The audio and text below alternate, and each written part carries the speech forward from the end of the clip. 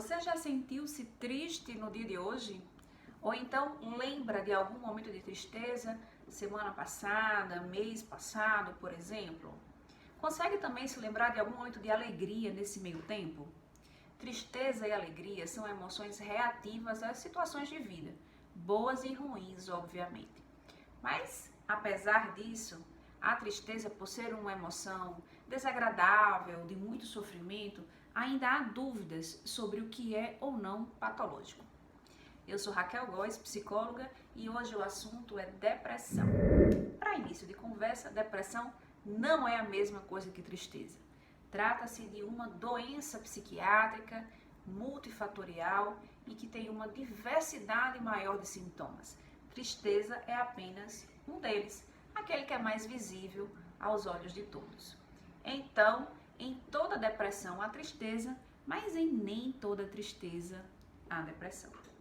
Também vale lembrar que existem vários tipos de depressão. O transtorno de depressão maior é o mais clássico, mais conhecido e difundido socialmente. Mas também temos a distimia e a depressão inclusa num transtorno de humor bipolar, seja do tipo 1 ou 2. E ela ainda pode ser secundária a outras patologias, seja de ordem psiquiátrica ou não. Portanto, trata-se de um assunto complexo, amplo, multifatorial e que exige necessariamente a avaliação especializada. A alteração de humor, como a própria tristeza ou humor deprimido, para além da irritabilidade, falta de prazer nas atividades corriqueiras, apatia, desinteresse pelas pessoas e coisas.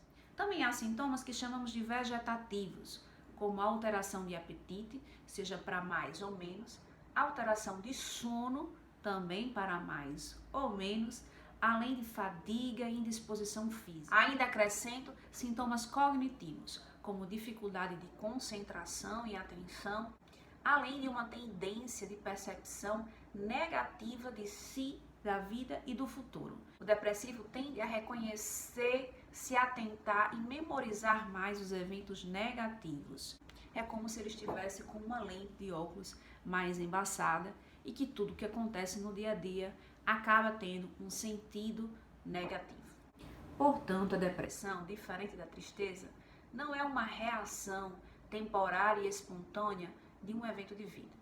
Não é tão difícil de encontrar pessoas que têm uma vida aparentemente boa, estáveis, com família, estabilidade financeira, amigos, e mesmo assim sentem-se depressivas. Situações de vida ruim podem ser apenas catalisadores e facilitar o surgimento de uma crise em pessoas que já têm predisposição ao quadro.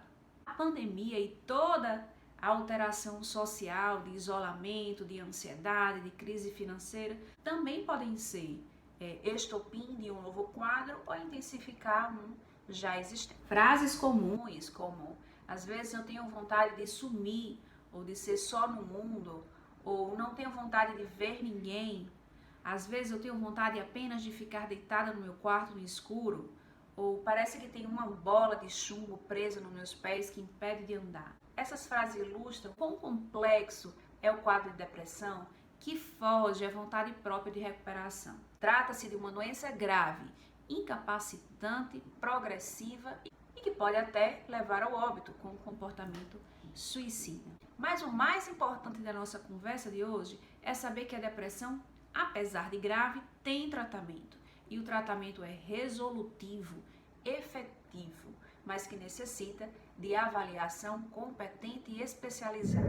O tratamento medicamentoso, conjugado com psicoterapia, é o método mais consagrado e eficaz para o tratamento da depressão. Mas há tratamentos acessórios e adjuvantes, como a atividade física, que tem se mostrado uma medida potente na solução desse problema.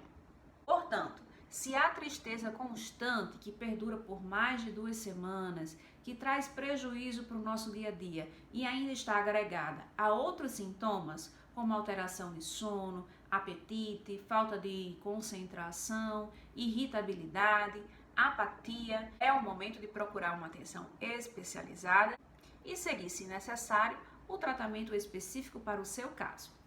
Não é recomendado, em nenhuma situação suspeita de depressão, que se aguarde a resolução espontânea do quadro, com os dias, meses ou anos. A atenção especializada precoce é sempre a melhor solução.